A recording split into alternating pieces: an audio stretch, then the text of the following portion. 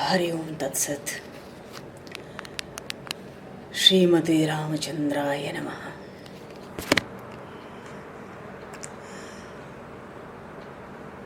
नमः परमहंसाय स्वादित चरण कमल चिन्मकरंदाय भक्तजन मानस निवासाय श्रीरामचंद्राय नमः।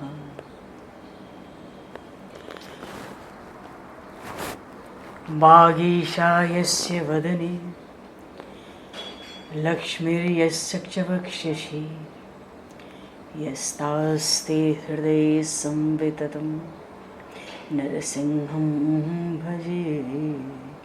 विश्वसर्गविसर्गादि नवलक्षणलक्षितं श्रीकृष्णाख्यं परं धाम जगद्धाम नमामि ते।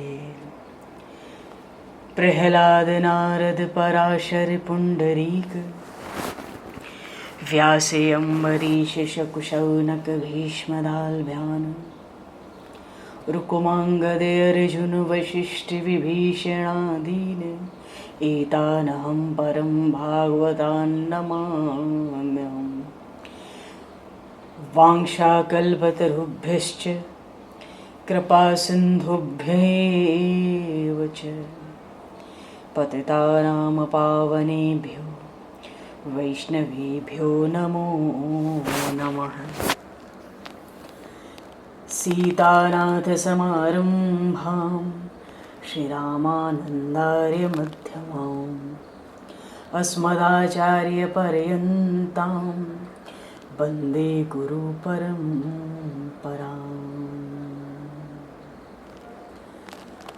योगीन्द्राय नमस्तस्मै शुकाय ब्रह्मरूपिणे संसारसर्पदष्टं योर्विष्णुरातमौच्यत।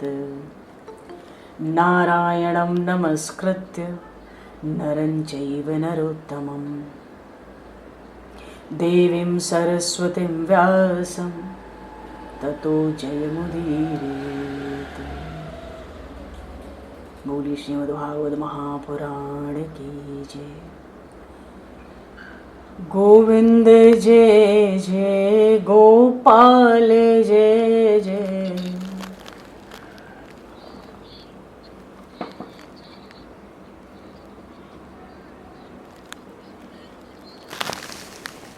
गोविंद जय जय गोपाल जय जय।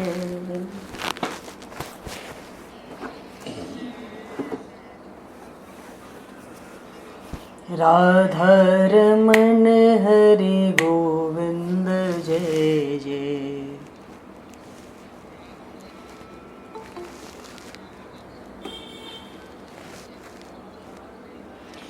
राधा रमण हरि गोविंद जय जय।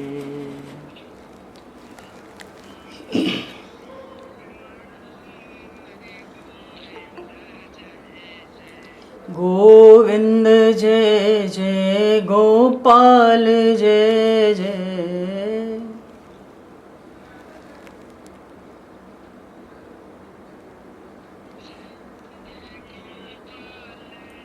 गोविंद जय जय गोपाल जय जय।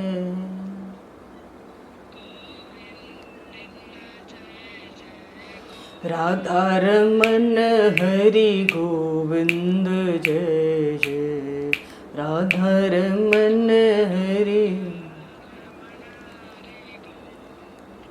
राधा रमण हरि गोविंद जय जय।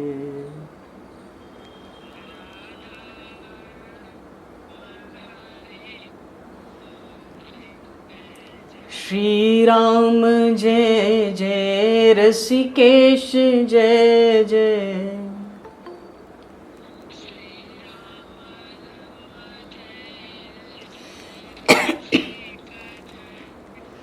श्री राम जय जय ऋषिकेश जय जय।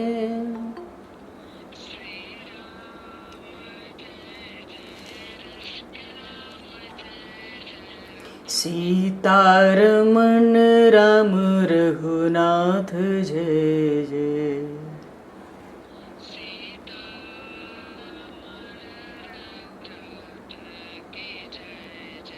सीतारमण राम रघुनाथ जय जय।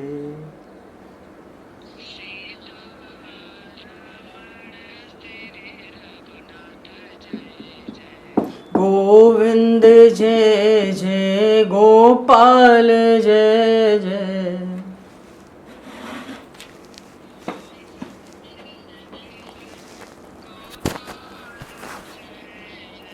राधा रमण हरि गोविंद जय जय।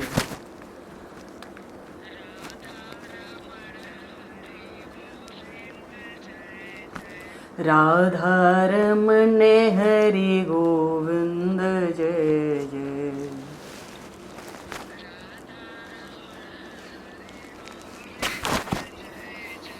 श्री राम जय जय रसिकेश जय जय।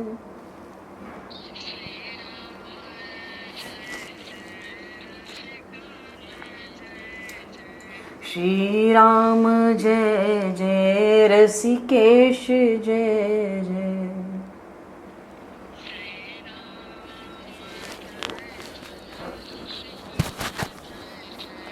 सीतारमण राम रघुनाथ जय जय।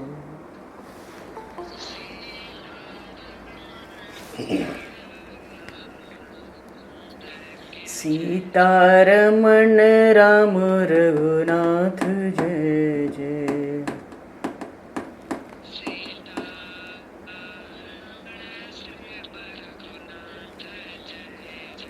राधा रमण हरि गोविंद जय जय।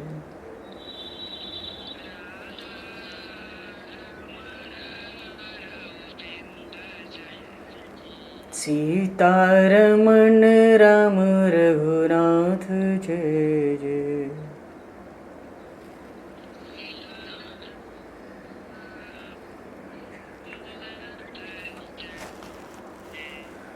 बोली शिवा के बिहारी लाल की जय। श्रीमद्भागवत महापुराण की जय। श्री वृंदावन प्रेम धाम की जय। श्री जमुना महारानी की जय। श्री गिरिराज महाराज की जय। श्री गिरिराज धरण की जय। समस्त गौवंश की जय। 84 कोस ब्रजमंडल धाम की जय। सब संतन की जय। भगवान श्री वेदव्यास जी महाराज की जय। श्री सुखदेव जी महाराज की जय। श्री सुत शौनक आदि ऋषियों की जय। सब भक्तन की जय। सब विप्रन की जय। श्रीमद्भागवत महापुराण की जय। श्री रामचरितमानस जी महाराज की जय। श्री राम महाराज की जय। जय जय श्री राधे। जय जय श्री सीताराम। हर हर महादेव। हरि शरणम। अनंत कोटि ब्रह्मांड नायक सर्वेश्वर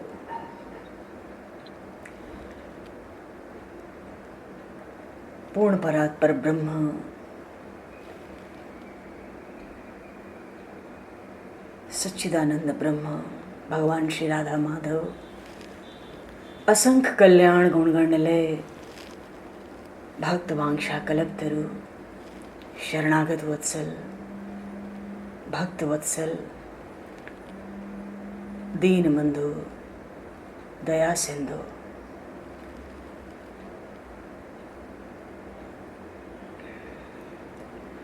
भगवान श्री हरि की महती कृपा करुणा से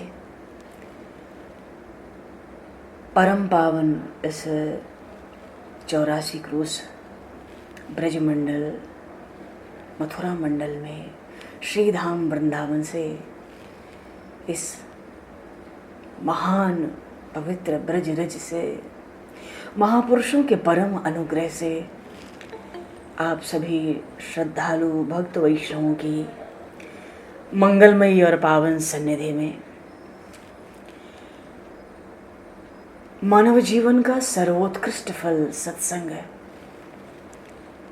श्रीमद् भागवत महापुराण की कथा के माध्यम से हम सभी श्रवण लाभ का सौभाग्य प्राप्त करने जा रहे हैं।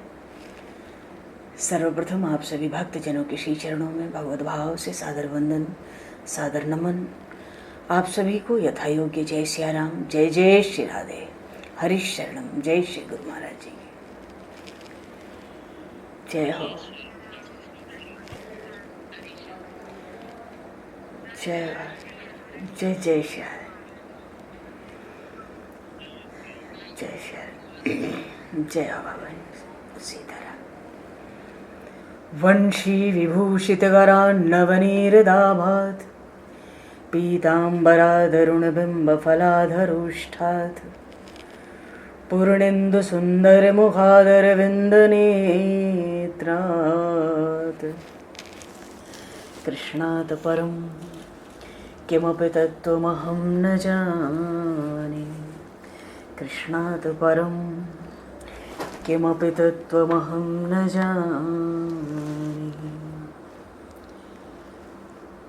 हरिशरणम हरिशरणम। पूर्व प्रसंग में हम सभी देवर्षि नारद की आत्मकथा का स्मरण कर रहे थे। देवर्षि नारद महर्षि व्यास को अपने पूर्व जन्म का प्रसंग सुनाकर इस बात की प्रेरणा करते हैं कि आप तो अत्यंत सरल भगवान श्री कृष्ण की लीलाओं का गान कीजिए। मैंने भी पूर्व जन्म में सद्गुरुदेव की आज्ञा से भगवान की 4 महीने कथा सुनी थी।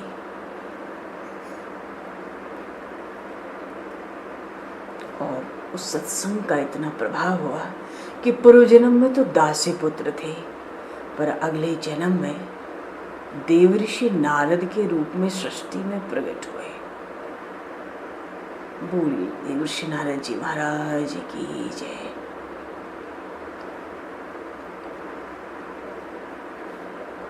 तो गुरुदेव ने जब गुरुदेव जाने लगे तो विवश करके उनको माँ के पास घर रखा और यही उपदेश दिया कि तन से माँ की सेवा करना, मन से भगवान की भक्ति करना, भगवान की मन से सेवा करना और 32 लाख महामंत्र का जप करना। हरे कृष्ण कृष्ण कृष्ण हरे हरे, हरे राम राम राम हरे हरे। देखो भगवान श्री कृष्ण में आकर्षण की दिव्य शक्ति है। जीव का नाम है भगवान का स्मरण करे, जप करे। उस जप को गिनना तो भगवान का काम है। बस भगवान का स्मरण नित्य निरंतर बना रहे। जब निरंतर भगवान का स्मरण होता है तो उन भक्तों के पीछे पीछे भगवान चलते हैं।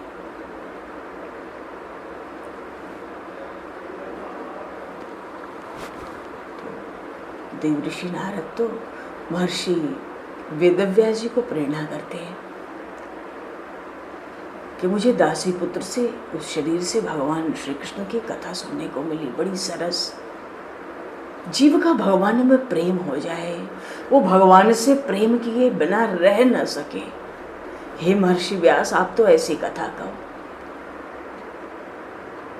क्योंकि पूर्वजन्म में नारद जी ने निरंतर भजन किया था, इसलिए उनका मन भगवान में स्थिर हुआ। अब उनका मन संसार में नहीं जाता, उधर आकर्षित नहीं होता। मनुष्य जीवन का परम चरम उद्देश्य है कि हम भगवान की प्राप्ति करें। संसार को तन चाहिए, धन चाहिए, मन नहीं चाहिए। बेमन से ही हम उनकी दिन रात सेवा करें, बेमन से ही हम धन दे दें, चलेगा, खूब अच्छा है। पर तन चाहिए, धन चाहिए, मन तो केवल परमात्मा को चाहिए।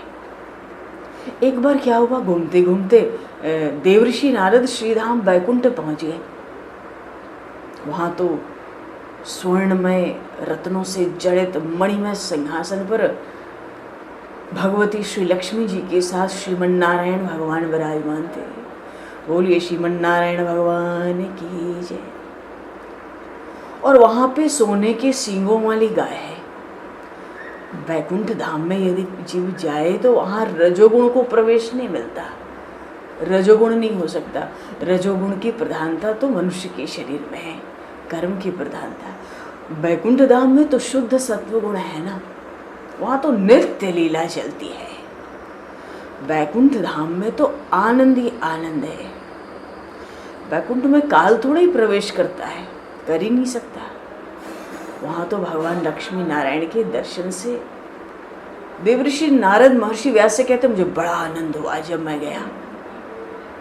और दर्शन किए तो प्रेम से कीर्तन करने लगे, नाचने लगे।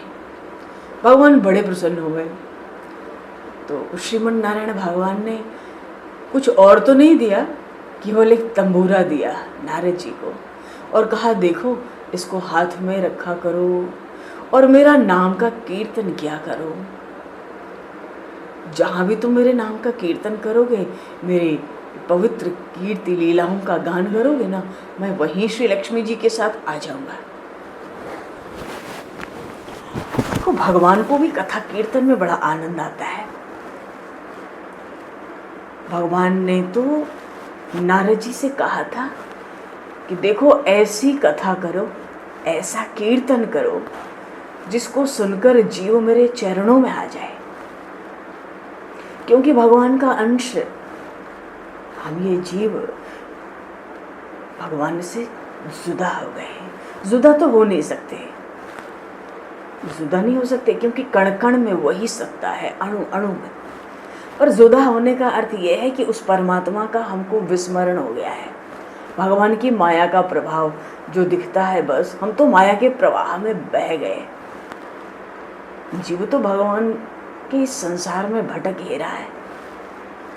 तो भगवान नारद जी से कहते हैं तुम ऐसा करो, ये जो मेरा अंश है ना, ये जीवात्मा हर शरीर में, शरीर तो नाशवान है पर उसके भीतर जो जीवात्मा है वो तो मेरा अंश है ना, उसको मेरे पास लाओ।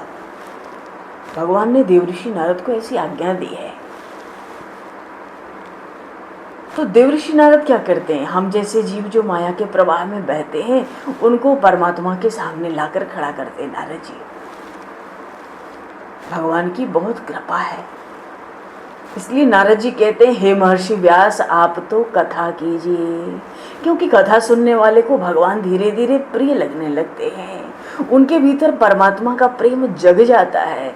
कथा सुनने वालों के पाप जल जाते हैं, उनका जीवन सुधर जाता है। शरीर से तो प्रारब्ध से शरीर जो करे उसको करने देना है, पर मन को भगवान के चरणों में रखना है, दूसरा कोई उपाय नहीं है। मृत्यु सबके सिर पर सवार है, काल का कलेवा बनकर आज तक कोई सुखी नहीं हुआ। लेकिन जब हम भगवान के चरणों की शरण ले लेते हैं तो वहां फिर काल की दाल नहीं गलती, वहां तो मृत्यु की भी मृत्यु हो जाती है। जीव परमात्मा के स्वरूप को प्राप्त कर लेता है।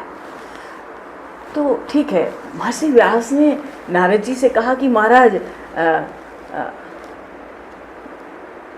आप कथा कीजिए, मैं लिख लूं।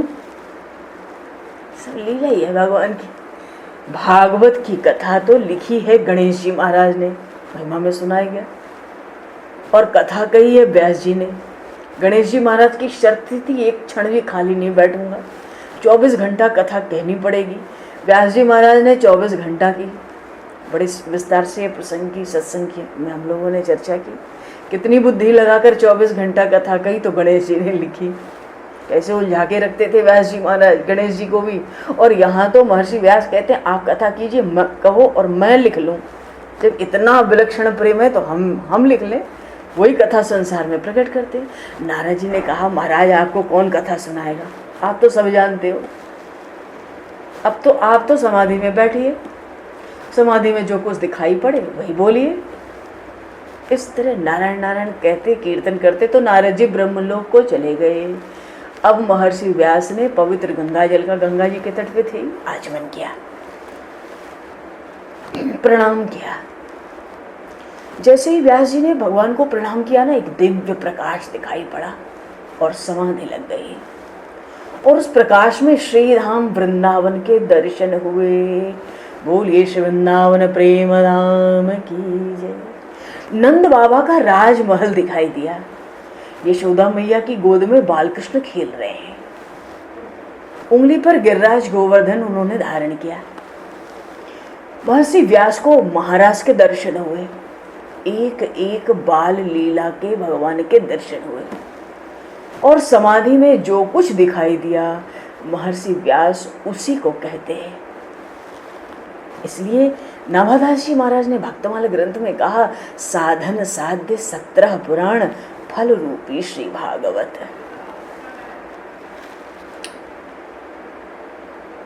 17 पुराण तो साधन है, उनका साध्य है श्रीमद् भागवत महापुराण। कहने का भाव है कि जो बाकी 17 पुराण हैं वो व्यास जी ने लौकिक भाषा में लिखा है, पर श्रीमद् भागवत महापुराण समाधि की भाषा में लिखा गया है। आंख को झूठ भी दिखता है। जो हमारी आंख को दिखता है वो जरूरी नहीं है कि वो सत्य हो। जादूगर जादू दिखाता है, रुपयों का ढेर दिखाई पड़ता है।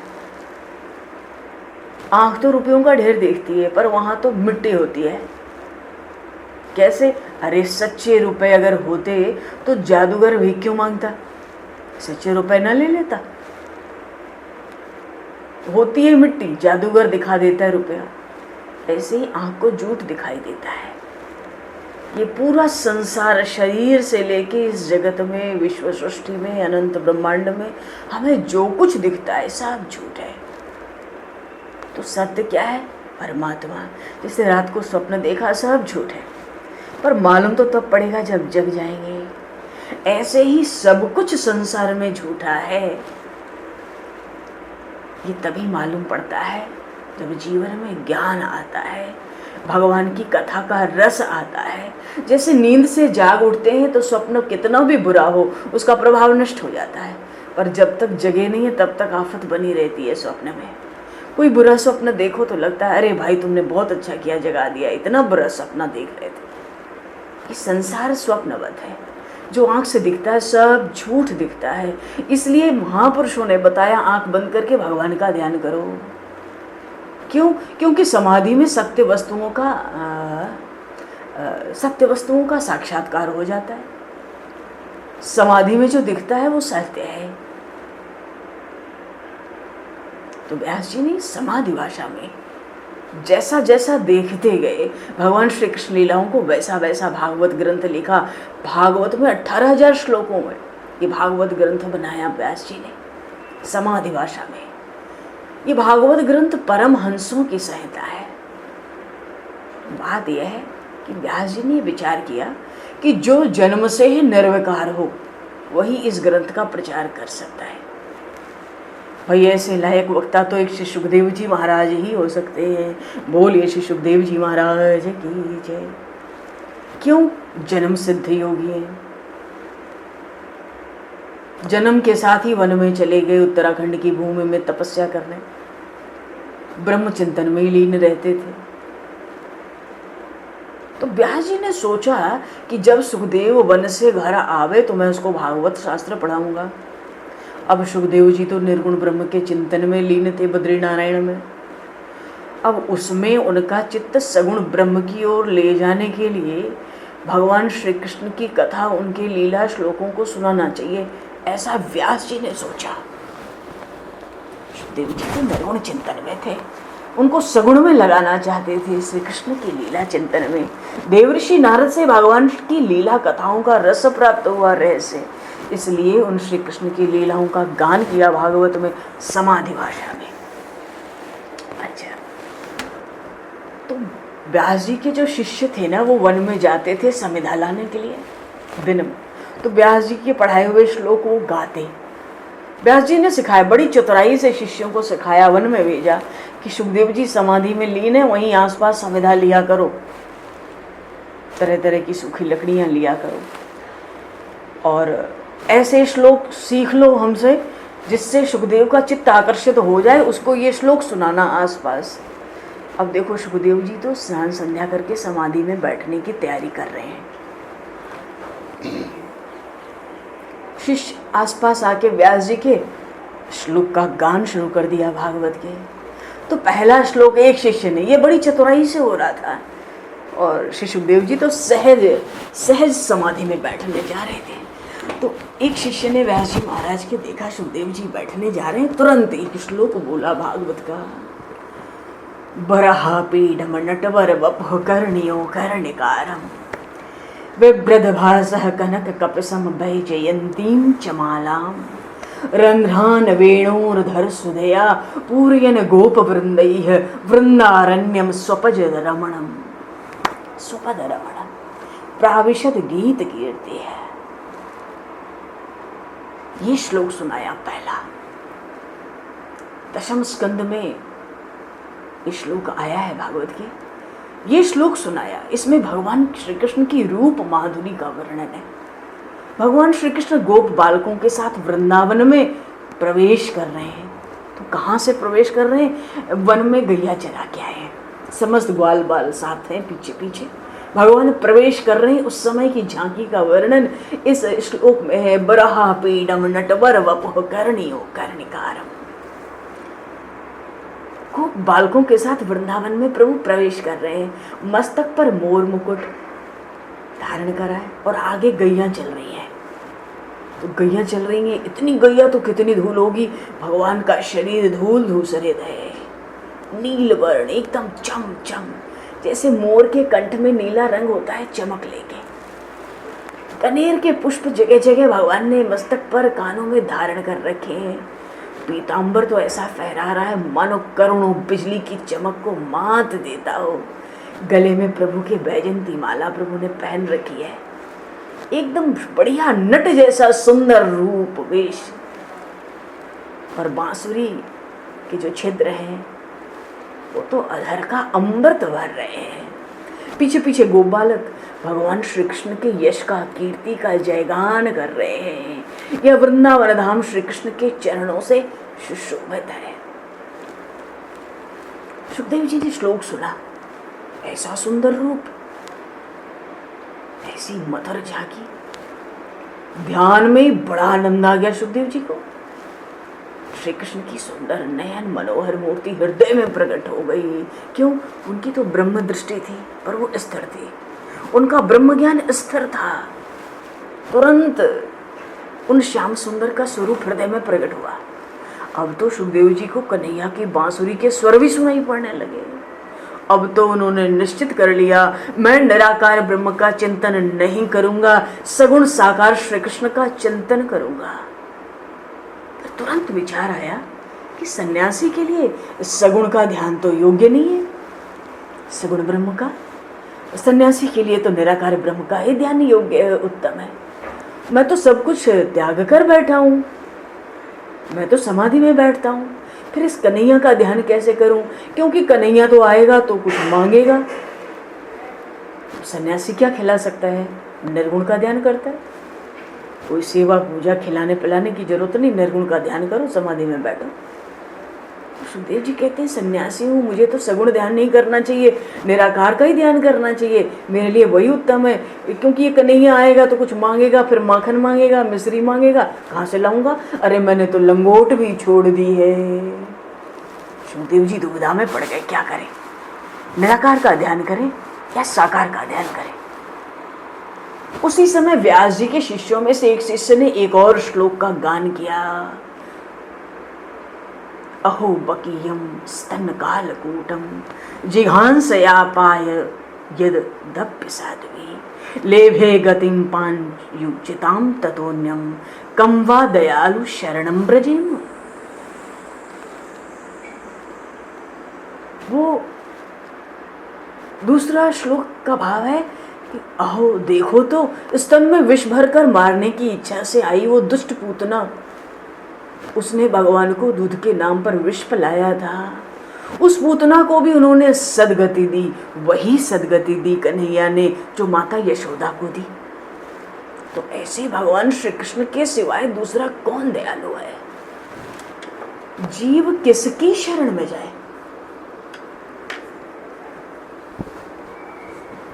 इतना दयालु कौन होगा? विष पिलाने वाली उस पूतना को भी माँ यशोदा के समान सदगति दी। महाभारत में कथा आती है। अब तो जब इतना बड़ी दयालुता कृपालुता देखी तो निश्चित कर लिया, मैं तो श्री कृष्ण का चिंतन करूंगा, जिनकी रूप माधुरी ऐसी विलक्षण है और जिनके गुण भी देखो, जिनमें रूप होता है ना, प्रायः वहां अभिमान भी होता है। तो पहला श्लोक सुना था, बराह पीडम नटवर वपुः कर्णियो कर्णिकारम। रुक गए व्यास जी, रुक गए सुखदेव जी कि नहीं नहीं, ये तो कन्हैया कुछ कुछ मांगता रहेगा, हम सन्यासी लोग हैं, क्या देंगे, हम तो लंगोट भी नहीं रखते। पर जब इतनी बड़ी कृपालुता दयालुता सुनी कि विष से मारने वाली उस पूतना को भी माता यशोदा के समान सदगति थी, जो हत्या के ही उद्देश्य से आई थी, और वो भी 36,000 बालकों का नहीं, शिशुओं का, इतनी हत्या करके आई थी पूतना। उसके बाद भगवान का नंबर लगाने आई थी, पाप की जहाज थी। 36,000 शिशुओं को, 1 महीने के बच्चों को मार कर आई थी। उसको भगवान ने माता यशोदा के समान सदगति दी। इतनी दयालुता इतनी कृपालुता देख के सुखदेव जी महाराज खुद को रोक नहीं सके, झट चल पड़े। उन्होंने शिष्यों से कहा, ये श्लोक हमें और सुनने कहाँ मिलेंगे? बोले, सब आपकी ही संपत्ति है, आपके पिताजी का भागवत ग्रंथ है, आप कृपा करके उनके पास चले, उन्होंने आपको सुनाने के लिए ये लिखा है। इसलिए कहा भागवत परमहंसों की संहिता है। इसके प्रचार का अधिकारी भी सबको ही नहीं हुआ। सुखदेव जी महाराज तो जन्म सिद्ध योगी हैं, और फिर उनकी ब्रह्म दृष्टि बिल्कुल स्थिर है, उनकी दृष्टि में स्त्री पुरुष का भेद भी नहीं है। महाभारत में कथा आती है कि भीष्म पितामह ने कुरुक्षेत्र के युद्ध में श्री कृष्ण को जब बाण मारे थे, तब भी भीष्म पितामह के मरण के समय भगवान श्री कृष्ण उनके सामने आ गए थे। कहा तो उन्होंने युद्ध में बाण मारा था एक बार सारथी श्री कृष्ण पर, और जब मरण शैया पर थे भगवान तो सामने आ गए। भगवान तो बाण मारने वाले पर भी प्रेम ही रखते हैं, विष पिलाने वाले पर भी प्रेम ही करते हैं। भगवान को माखन मिश्री की तो क्या अजी किसी वस्तु की आवश्यकता नहीं है, वो तो आत्मा राम है, पूर्ण काम है। वो तो मांगते हैं प्रेम, मन का शुद्ध प्रेम। पदार्थ से वस्तु से प्रसन्न होता है वो तो संसार के हम जीव हैं, पर भगवान कैसे प्रेम प्रसन्न होते हैं? भगवान तो प्रेम से प्रसन्न होते हैं। सुखदेव जी को शंका थी ना पहले कि कन्हैया कुछ मांगने आएगा तो दूंगा क्या, मैं तो सन्यासी हूं। पर श्लोक सुना दयालुता कृपालुता का तो मन का समाधान हो गया। पूछ लिया शिष्य से, आप कौन हो भाई, कौन सा श्लोक गा रहे हो, किसने लिखा है, चलो भाई चलो। सुखदेव जी पहुंच गए। अब सुखदेव जी महाराज को भागवत पुराण को सुनने की इच्छा हुई, क्योंकि प्रसंग आया था। क्या आवश्यकता हुई कि ऐसे सिद्ध योगी, जन्म सिद्ध योगी, जिनकी ब्रह्म दृष्टि स्थिर है, जो निरंतर आत्माराम समाधि में स्थित होकर परमात्मा का साक्षात्कार कर रहे हैं, उनको भागवत कहने सुनने की क्या जरूरत है भाई? ऐसे महापुरुष को भगवान श्री कृष्ण के गुणों से आकृष्ट होकर रोक नहीं पाए सुखदेव जी। भगवान की कथा सुनकर उनका चित्त आकर्षित हो गया, भगवान के गुणों में आकर्षित हो गया। तब सुखदेव जी महाराज को भागवत शास्त्र के अध्ययन की इच्छा हुई। भगवान के दिव्य गुण ही ऐसे हैं। व्यास जी के आश्रम आए, पिताजी को साष्टांग प्रणाम किया। व्यास जी ने सुखदेव जी को गले लगाया और आशीर्वाद दिया। गोद में बैठ गया सुखदेव जी महाराज। व्यास जी तो गदगद होके कहते हैं कि जैसे इस भागवत से हमें अपने पुत्र मेरा गोद में आके बैठा, वैसे ही इस श्रीमद् भागवत महापुराण का जो आश्रय लेंगे, भगवान की कथाओं का रसपान करेंगे, भागवत की, उनके हृदय में भगवान आके ऐसे ही बैठ जाएंगे। बात यह है कि भागवत की कथा, इस ग्रंथ के जो सच्चे अधिकारी है ना, आत्मा में लीन रहने वाले ब्रह्म ज्ञानी है। ये कितनी विचित्र बात सुनने में लगती है एक बार को, कि जो आत्मा में लीन रहने वाले ब्रह्म ज्ञानी है वो कथा क्यों करेंगे भाई? वो तो पहले ही लीन है।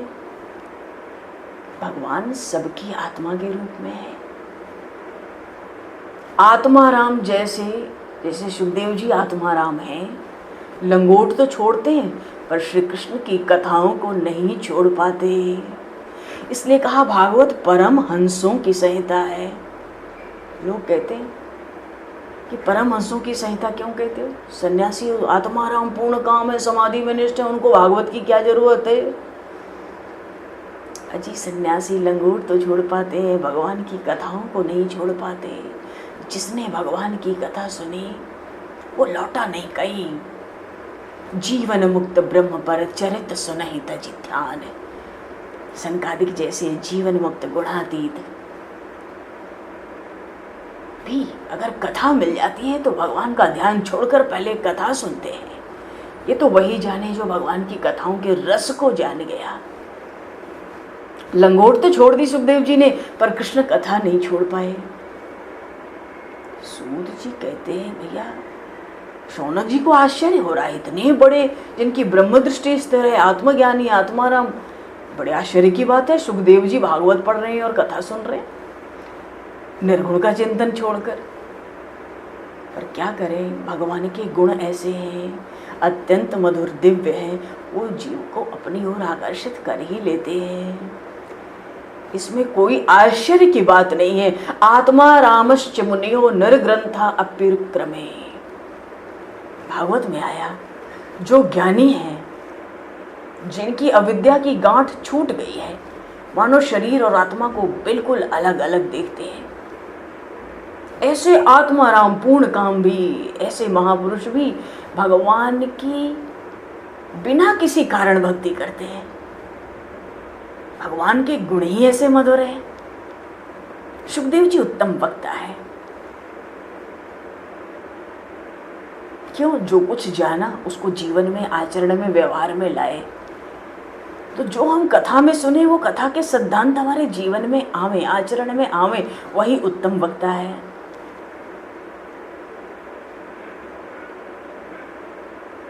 संत कहते हैं पहले जीवन में अनुभव करते हैं।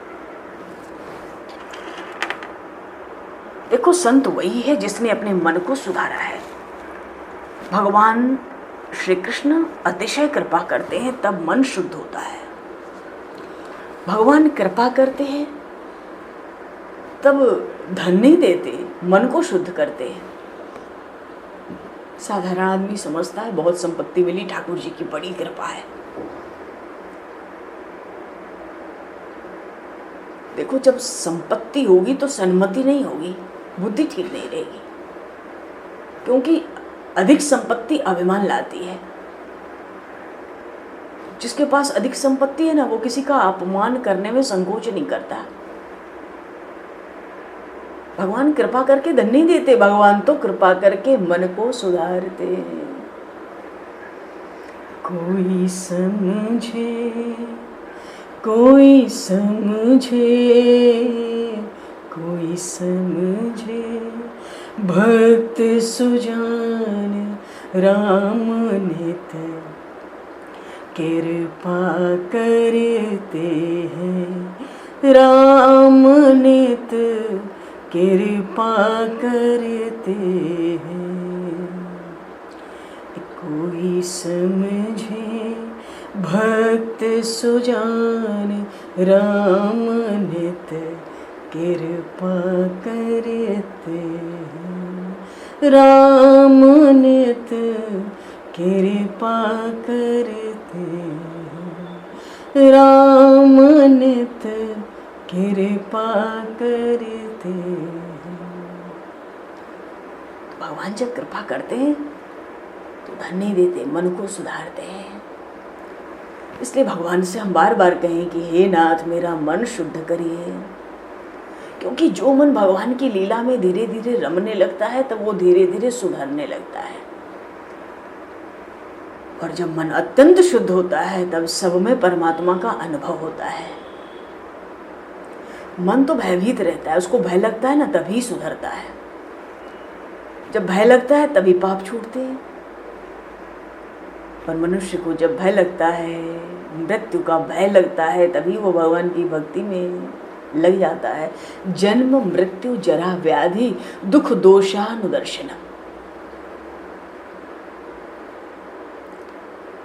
काल का, मृत्यु का भय रखना चाहिए, मृत्यु के दुख का स्मरण करते रहना चाहिए। मृत्यु तो सिर पर है। पाप करते हैं तो सोचते हैं हम मरेंगे नहीं। हम रोज सुनते हैं वो चला गया, वो चला गया, वो जाने की तैयारी में है, पर हम विचार नहीं करते। जगत में इससे बड़ा कोई आश्चर्य नहीं है। जीवन तो पानी के बुलबुले जैसा है। जन्म के साथ ही मृत्यु का समय, स्थान और कारण निश्चित हो जाता है। मृत्युर जन्मवताम वीर देहेन सह जायते। ये बात आई कि मृत्यु के भय का स्मरण मन में हमें रखना चाहिए। मन को भय लगता है तो पाप छूटता है। मरण सिर पर है, मरण सामने दिख रहा है, फिर भी मन विषयों की इच्छा करता है।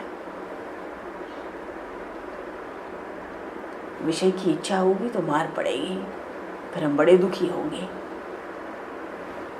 तो जिन्होंने मन सुधार लिया वो संत हो गए। जब हम संत बनते हैं तभी हमको संत मिलते हैं। संत ही संत को पहचानता है। देखो, भागवत की कथा करने वाला वक्ता और कथा को सुनने वाला श्रोता संत बनते हैं। संत होने के लिए घर छोड़ने की आवश्यकता नहीं, व्यवसाय छोड़ने की आवश्यकता नहीं। मीराबाई जी राजमहल में रहती थी, नरसिंह मेहता जी घर में रहते थे। कहने का भाव है घर में रह के मनुष्य संत हो सकता है। जरूरी नहीं है प्रवृत्ति छोड़ के ही भक्ति हो। नामदेव जी महाराज दर्जी का काम करते थे। गोरा कुमार मिट्टी के बर्तन बना के बाजार में बेचने जाते। कबीरदास जी महाराज तो जुलाहे का काम करते थे। कहने का भाव है ये सब संत प्रारंभ में व्यवसाय करते थे और भक्ति भी करते थे। हाँ, भक्ति में जब देह भाव भूल जाता है, जगत भूल जाता है, तो फिर व्यवसाय छूट जाता है। छोड़ने की आवश्यकता अलग से नहीं पड़ती, सहज छूट जाता है। पेड़ पे फल लगा है, फल जब पूरा पक जाता है तो तोड़ने की जरूरत नहीं है, पेड़ अपने आप उसको छोड़ देता है नीचे। मानो ये फल अब पूरा पक चुका है, जब तक पका नहीं है तभी तक वृक्ष उस फल को पकड़ता है। इसी तरह जब भक्ति परिपूर्ण हो जाती है ना, परिपक्व हो जाती है, तो संत भी संसार रूप में जो वृक्ष है इससे को छोड़ देते हैं, शायद छूट जाती है अलग। भक्ति पूर्ण हो गई, अपने आप शरीर से, संसार से संबंध विच्छेद हो जाता है।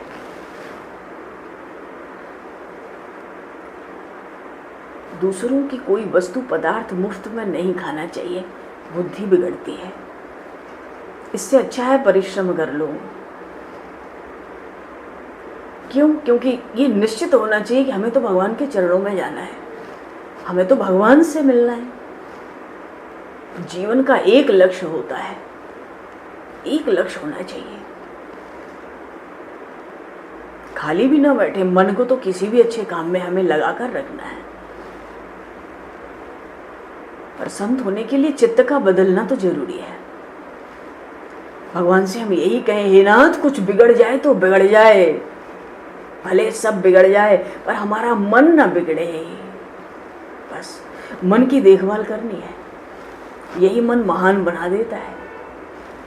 जैसे घर में माताएं अचार बनाती है ना, रह रह के अचार देखती रहती हैं, बिगड़ जाएगा तो नया बनाना पड़ेगा, बिगड़ जाएगा, ठीक है कि नहीं। ऐसे ही संतजन मन को देखते हैं, मन की देखभाल करते हैं। मन की देखभाल करना है और दृष्टि को गुणमय बनाना है, किसी का दोष ना देखे, बस हम संत हो जाएंगे। दृष्टिम ज्ञानमयीम कृत्वा पश्येत ब्रह्ममयम जगत। दूसरों का दोष देखने की बड़ी बुरी आदत है हमारी। अगर सद्गुण ज्यादा होंगे तो सद्गुण ही दिखेंगे, दोष देखेंगे तो दोष हमारे भीतर भी आते हैं। मन में तो काम बैठा है, क्रोध बैठा है, द्वेष बैठा है, मत्सर बैठा है, हमारे भीतर ही सब दोष है। जगत में हमको दोष देखने की जरूरत नहीं है। ब्रह्मा जी ने सृष्टि बनाई तो गुण दोष दोनों से बनाई ना। निर्दोष तो एकमात्र परमात्मा है। दोष देखने की आदत होती तो संतों में भी दोष देख लेते हैं। सोचते हैं अरे ये महाराज संत को तो बड़ा क्रोध आता है, पर उनके क्रोध में भी प्रेम भरा रहता है। संत दूसरों के कल्याण के लिए क्रोध करते हैं। साधु संतों में लोभ दिखाई पड़ता है, उनको समाज सेवा में लगाने के लिए प्रभु की प्रेरणा होती है, इसलिए ऐसा दिख सकता है। संत में भी दोष होते हैं, संत में एक भी दोष न हो तो शरीर धारण नहीं कर सकता, क्योंकि जो पूर्ण निर्दोष होता है ना, वो तो परमात्मा से अलग रह ही नहीं सकता। भगवान कोई ना कोई दोष तो रहेगा, सृष्टि में ही गुण दोष है। देखो जब माताएं बाहर जाती हैं तब बच्चे का श्रृंगार करती हैं, स्नान कराती हैं, अच्छे वस्त्र पहनाती हैं। बालक रो रहा है, स्नान करने की इच्छा नहीं है, ठंड लग रही है, माँ उसको स्नान कराती है, श्रृंगार कराती है। माँ को सुख होता है बालक को श्रृंगार करने में, उसको प्रेम से देखती है, देख देख कर प्रसन्न होती है। बच्चा सुंदर दिखता है, सोचती है मुझे बाहर जाना है, नजर न लगे, तो क्या करती है, श्रृंगार करके ना माता एक काजल की बिंदी लगा देती है। काजल की बिंदी क्या कोई गुण है? इतने श्रृंगार, सुंदर वस्त्र और मनोहर बालक के ऊपर।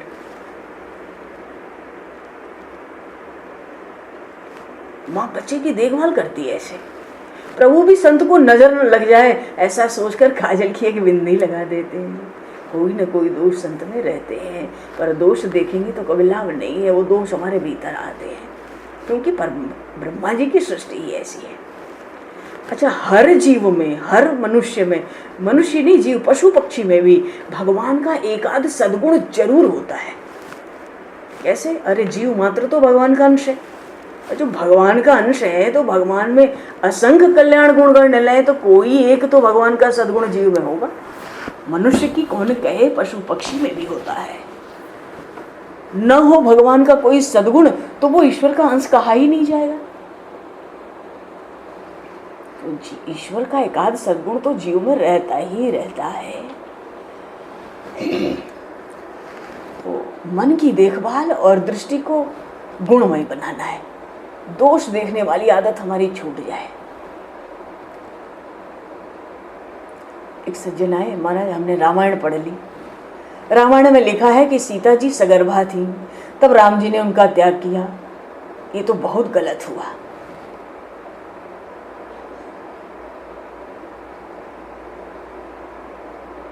पर रामायण जी में तो ऐसा आता है कि श्री सीता जी राम जी की प्रशंसा करती हैं, वो तो कहती हैं कि राम जी को तो मुझसे अति प्रेम है, वे कभी मेरा त्याग कर ही नहीं सकते। ये तो भगवान ने प्रजा को प्रसन्न रखने के लिए मेरा त्याग किया, लीला की, त्याग की लीला की। राम जी ने तो श्री जानकी जी का त्याग कभी किया ही नहीं, अरे वो हो ही नहीं सकता। अरे नहीं, त्याग तो किया ही, सही सही बात कहिए। अरे राजा ने रानी का त्याग किया होगा, राम जी राजा हैं, श्री जानकी जी महारानी हैं और दूसरी ओर प्रजा है।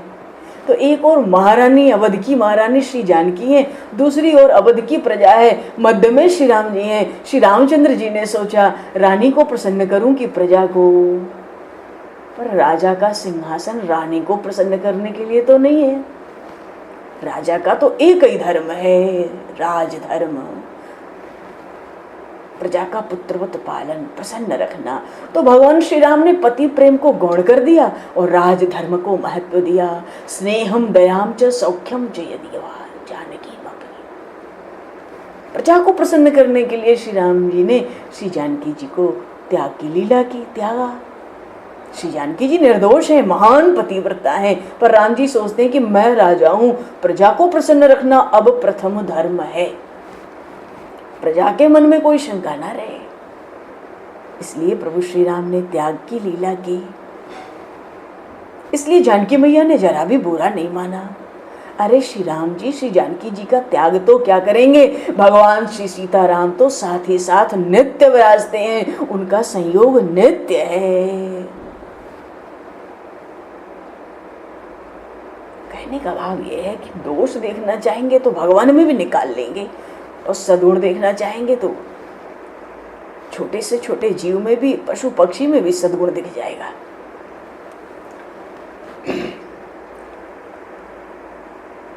अब भागवत में सुखदेव जी ने कथा की तो सुखदेव जी में तो ज्ञान भक्ति वैराग्य तीनों परिपूर्ण है। सुखदेव जी को कुछ बिगड़ा हुआ दुनिया में दिखता ही नहीं। क्यों? क्योंकि उनकी दृष्टि में जगत है ही नहीं, उनकी दृष्टि में तो केवल भगवान है, परमात्मा है कण कण में। सुखदेव जी महाराज जो कुछ कहते हैं भागवत में ना, उसका उनमें उसका उस कथा में, उस प्रसंग में उनका पूर्ण अनुभव रहता है। कथनी करनी अगर एक हो तो शब्दों में शक्ति आती है।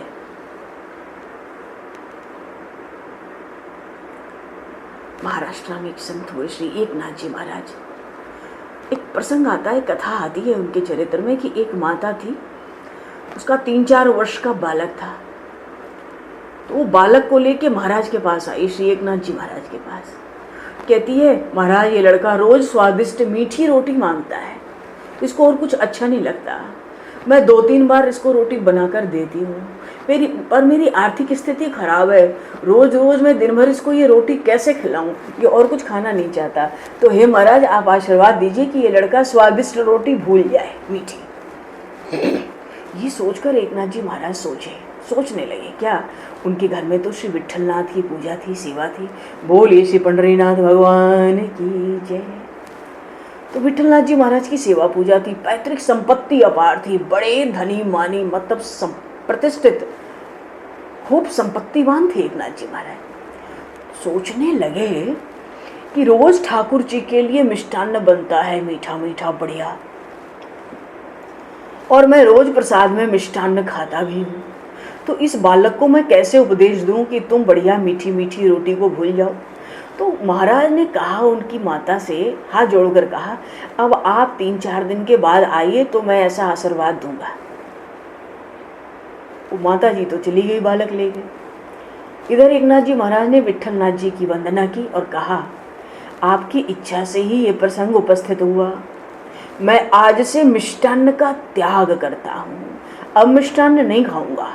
महाराज ने प्रतिज्ञा ले ली। देखो, जब हम जीव भगवान के लिए समग्र सुखों का मन से त्याग करते हैं ना, तब प्रभु दया करते हैं। भगवान विचारते हैं ना कि मेरे लिए इसने सब कुछ छोड़ दिया है। तो एकनाथ जी महाराज ने मिष्टान्न मीठा न खाने की प्रतिज्ञा ली। अब कोई प्रसाद देता तो उसको हाथ में लेके वंदना करते, ग्रहण करते, वंदना करते, पर दूसरे को दे देते, स्वयं ग्रहण नहीं करते।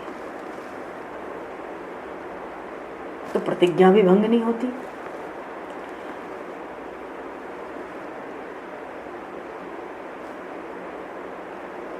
महाप्रभु चैतन्य महाप्रभु जी को जगन्नाथ जी के मंदिर में चावल का प्रसाद मिला। एकादशी का उपवास था उस दिन। प्रसाद वो ले नहीं सकते थे, तो महाराज प्रसाद तो ग्रहण कर लिए, पाया नहीं, लेने का अर्थ है मुंह में पाना। प्रसाद तो ग्रहण कर लिया और हाथ पर प्रसाद रखकर रात भर प्रसाद की स्तुति कीर्तन करते रहे। दूसरे दिन सवेरे उन्होंने प्रसाद पा लिया। कहने का अर्थ है, हमारा कोई व्रत हो और प्रसाद मिले तो उसको हम ग्रहण न करें, न खाएं। अगर उसको सूंघ भी लेंगे ना तो प्रसाद लेना, ऐसा कहा जाता है, व्रत का भंग हो जाता है। कई लोग तो प्रसाद आते ही टूट पड़ते हैं खाने के लिए, प्रसाद आया है, प्रसाद आया। अरे इससे क्या हुआ? प्रसाद को अनुपात में लेना है, विवेक से लेना है। तीर्थ में गए, लोटा भर पी लिया तीर्थोदक। तीर्थ का जो जल है ना, उसकी भी आचमन करने की ही आज्ञा है। लोटा भर पीना अपन तीर्थ का अपमान होता है। अकाल मृत्यु हरणम सर्व व्याधि विनाशनम विष्णु पादोदकम पित्वा पुनर्जन्म न विद्यते। विष्णु पादोदकम तीर्थम जठरे धारयाम्यहम्। पेट में जाने के बाद तीर्थ का जल भी मलिन न हो जाए और उसको हम पचा सके, इसलिए उतना ही लेना चाहिए जितनी आवश्यकता है। आचमन के बराबर तीर्थ का जल लेना चाहिए, एक लोटा पी ले, ये बात नहीं है। तीर्थ का जल भी प्रमाण में विवेक से ही लेना है। प्रसाद खा लिया, भोजन कर लिया, अब आलस ना आवे, मन खराब ना हो जाए, तन मन प्रसन्न रहे, शांत रहे, इसलिए विवेक के साथ प्रसाद लेना है। प्रसादस्तु प्रसन्नता, ये बात कही हुई है। कितने लोगों को पान सुपारी खाने की बुरी आदत, क्या करते हैं, ठाकुर जी को 15-20 पान का भोग लगा दिया सारा दिन पान खा रहे, गलत बात है।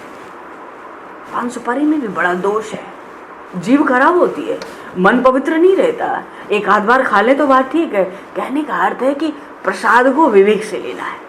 तो एकनाथ जी महाराज ने मिष्ठान्न का त्याग कर दिया। थोड़े दिन बाद, 2-4 दिन बाद वो माता आई बालक को लेके फिर से। तो महाराज ने आज बालक को आशीर्वाद दिया और कहा, अब कभी मीठी रोटी न खाना बेटा, मेरी इस बात को तुम भूल न जाना।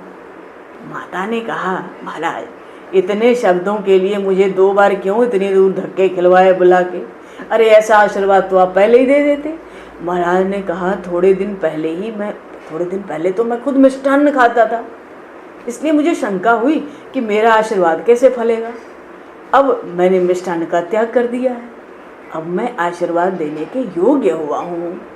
अब मैं सिखाऊंगा, मैं कहूँगा कि मिष्ठान्न नहीं खाना है। कहने का अर्थ है त्याग के बिना शब्दों में शक्ति नहीं आती।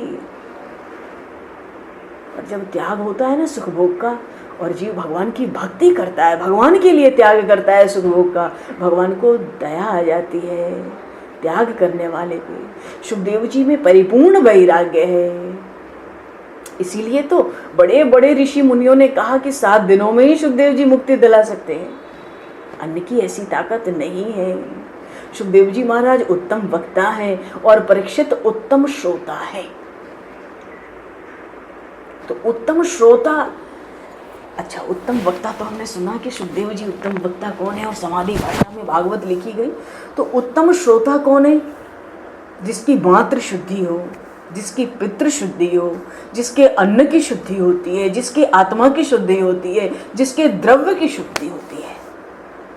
तो मातृ शुद्धि, पितृ शुद्धि, अन्न शुद्धि, आत्म शुद्धि और द्रव्य शुद्धि, ये 5 शुद्धियां हों तो वो उत्तम श्रोता है, उसका ही मन शुद्ध होता है। तो जब मन शुद्ध होता है तो भगवान के दर्शनों की पवित्र लालसा जगती है, प्राण व्याकुल होने लगते हैं। सबको नहीं होते प्राण, कोई तो अखबार लेने के लिए ही सुबह परेशान है, कोई गर्म पानी के ही पीछे पड़ा है। गोबर के कीड़े को गोबर ही अच्छा लगता है, वो बर्फी में नहीं रह सकता, मिठाई लड्डू में नहीं रह सकता। फिर भी हम मनुष्यों को कभी कभी भक्ति में आनंद होता है, फिर वो आनंद थोड़ी देर हुआ, फिर विषय के आनंद में चले गए। तो 5 प्रकार की शुद्धियां जिनमें होती है ना, वो उनमें प्रभु के दर्शन के लिए प्राण तक इच्छा होती है। अरे इस मार्ग में भगवान के लिए प्राण तक देने की तैयारी न हो तो भगवान के लिए हृदय में प्रेम है, हमें ऐसा मानना ही नहीं चाहिए। तो राजा परीक्षित इनमें 5 शुद्धियां हैं, 5 शुद्धियां हैं। चलो जी, हरिशरणम। अब तो इसमें महाभारत का थोड़ा सा प्रसंग है। परीक्षित जी का आगमन हुआ ना, भागवत की कथा तो सुखदेव जी महाराज और परीक्षित के बीच में, अभी हम सूत जी और शौनक जी को लेके चल रहे थे। सुखदेव जी आ गए, भागवत सुन रहे हैं, पढ़ रहे हैं। अब परीक्षित जी का आगमन हुआ है, क्योंकि उत्तम श्रोता है। मातृ शुद्धि के लिए ही कौरव पांडवों के युद्ध की कथा कही गई है। भयंकर युद्ध हुआ, कौरवों का विनाश हुआ, पर कृपाचार्य, कृतवर्मा, अश्वत्थामा 3 बचे थे। उसी समय अश्वत्थामा ने प्रतिज्ञा की कि आज रात जब पांडव घर में सोए होंगे तब मैं उनका विनाश कर दूंगा। पर देखो ना, भगवान जिसका रक्षण करते हैं उसको कोई नहीं मार सकता। परमात्मा जानते थे अश्वत्थामा दुष्ट है, उसके हाथों संहार होने वाला है। भगवान ने लीला की, जा पर कृपा रघुपति कृपाल की, बैर और की कहा चले, होय न बांको बाल भगत को, जो कोई कोटि उपाय करे। तके नीच जो मीच साधु की, सोई पामर तेहि मीच मरे। वेद विदित प्रहलाद कथा सुनी, को न भक्ति पथ पाँव धरे। जब भगवान रक्षा करते हैं तो उस जीव का अनिष्ट कोई कर नहीं सकता। बोलिए श्री भक्त वत्सल भगवान की जय। समय को दृष्टिगत करते हुए, समय काफ़ी हो गया ऊपर, अब नया प्रसंग कल आगे आरंभ जैसे प्रभु करेंगे वैसे वहाँ से होगा। सब संतन की जय, सब भक्तन की जय, सद्गुरुदेव भगवान की जय, श्रीमद् भागवत महापुराण की जय। समय को दृष्टिगत करते हुए आज यहीं पर वाणी को विराम, वाक्य पुष्पांजलि प्रभु के श्री चरणों में सादर समर्पित। आप सभी को भी यथायोग्य जय सियाराम, जय श्री उमा जी की जय, जय श्री राधे हरिशरणम। गोविंद मेरो है, गोपाल मेरो है, गोविंद मेरो है, गोपाल